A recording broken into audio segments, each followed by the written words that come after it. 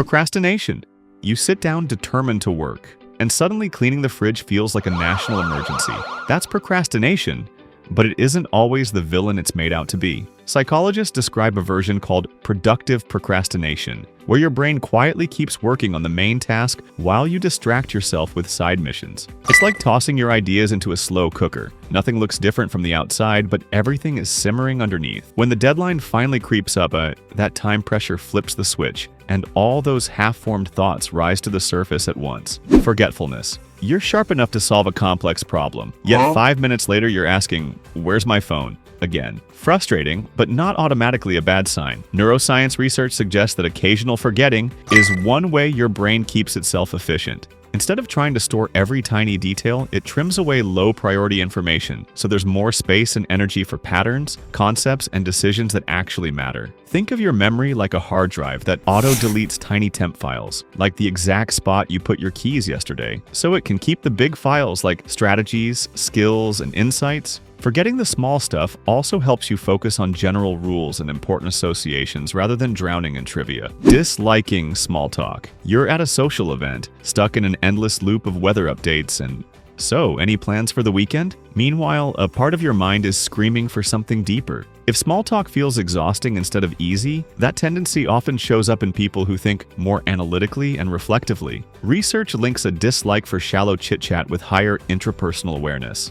The ability to examine your own thoughts, beliefs, and values. People wired this way don't necessarily hate people. They just prefer conversations with substance over "traffic was terrible again." For many introverts, surface-level banter feels like forcing a high-end computer to process spam files all day. Couch potato mode. You're spread out on the sofa, lost in a book or your own thoughts, and someone walks by and calls you lazy. But some work in psychology suggests that people who enjoy deep thinking actually move less because their minds already keep them busy. From the outside, it looks like total shutdown. No rushing around, no visible effort. On the inside, though, your brain might be burning through plenty of energy, analyzing, imagining, and connecting ideas. Many influential thinkers were famous for sitting quietly for long stretches, staring at nature or a simple scene, while their minds raced. Bored of routine. You're 10 minutes into folding laundry and suddenly wondering what you're doing with your life. When repetitive tasks make you feel trapped in a bad sequel, your brain might simply be running hotter than routine can handle. Psychologists note that highly curious or intelligent people often grow restless when stuck with repetitive, predictable work. Picture taking a race car and forcing it to circle a parking lot. Technically, it's driving, but it was designed for real tracks, sharp turns, and speed. That's how an overactive mind feels in the middle of a mindless routine. It craves novelty, new problems, different scenery, talking to pets or objects. You come home and greet your dog like a roommate, or you cheer on your ancient car up a steep hill with a "come on, you got this." On paper, it sounds ridiculous, but psychology has a term for it: anthropomorphism, treating non-humans as if they have human minds and feelings. Far from being childish, this habit is linked with strong social and imaginative skills. Your brain's empathy systems are so developed that they spill over from people to pets, plants, and even gadgets. Giving things names, voices, or personalities makes them feel familiar, can help memory, and often lowers stress. Unusual humor. You drop a joke and half the room laughs while the other half stares at you, like you've said something illegal. That mixed reaction can be a sign your humor is running on a slightly different circuit. Complex humor, dark jokes, odd references, or layered wordplay requires fast mental gymnastics. You have to notice contradictions, connect distant ideas, and flip meanings in a split second. Some studies have found that people who appreciate edgier or more morbid humor score higher on certain intelligence measures and are better at managing emotional reactions to heavy material.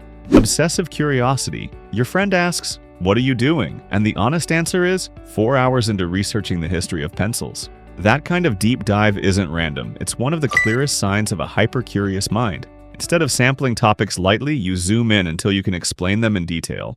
Psychologists sometimes call this a rage to master, a drive to fully understand whatever caught your interest. It shows up in everything from classic polymaths who dissected bodies or built languages for fun, to modern fans who can recite every tiny fact about a movie universe or game. Messy environment. Your desk looks like a crime scene. Coffee cups, leaning towers of paper, cables with unknown purposes. most people see a mess. Some research, though, suggests that working in slightly chaotic surroundings can encourage more unconventional thinking compared with very tidy spaces. The idea is that disorder nudges your mind to loosen up its rules, while extreme neatness pushes you towards safe, standard choices. Plenty of inventors and thinkers had famously cluttered offices or labs, yet their ideas were extremely organized. A messy room doesn't automatically equal brilliance, and a clean one doesn't mean you lack creativity. Talking to yourself? You're pacing around, muttering, groceries, email, meeting, don't forget the file, and suddenly realize you've been holding a full conference with yourself. In psychology, that's called self-directed speech. Saying things out loud helps the brain structure thoughts, keep attention on the right target, and lock memories in more firmly.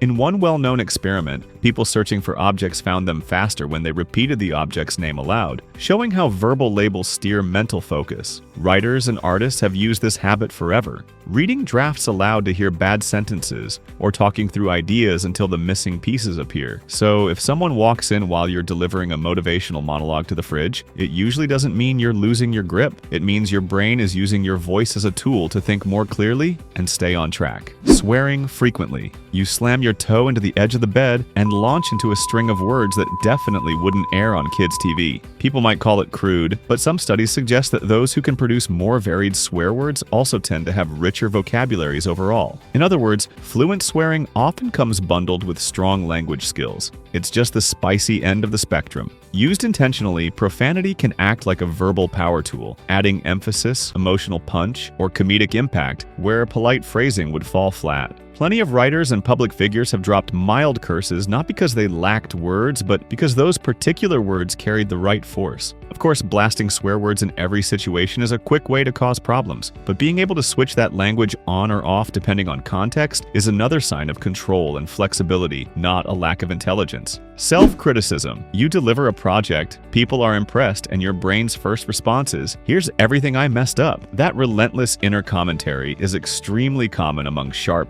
capable people. Research indicates that the more skilled or knowledgeable you are, the more mistakes you can actually see in your own work. It's like viewing yourself on a high-resolution screen. Tiny flaws that others would never notice stand out to you immediately. This heightened awareness can feed into imposter feelings, where you doubt your abilities even while the results say otherwise. Many accomplished scientists, writers, and artists have admitted they regularly downplay their own achievements. Doodling. You're in a meeting, nodding along, while your notebook fills up with shapes, tiny faces, and random patterns. To other people, it looks like you've checked out. But studies on doodling show that drawing simple shapes while listening can actually improve focus and memory compared with doing nothing at all. The small amount of effort it takes to scribble keeps part of your mind lightly engaged, which prevents it from drifting into full daydream mode. Think of doodling as mental fidgeting. Your hand does the wandering so your thoughts don't. Many creative thinkers' notebooks are full of messy sketches mixed with words instead of neat bullet lists. Techniques like sketchnoting deliberately blend images and text, help people remember and organize information.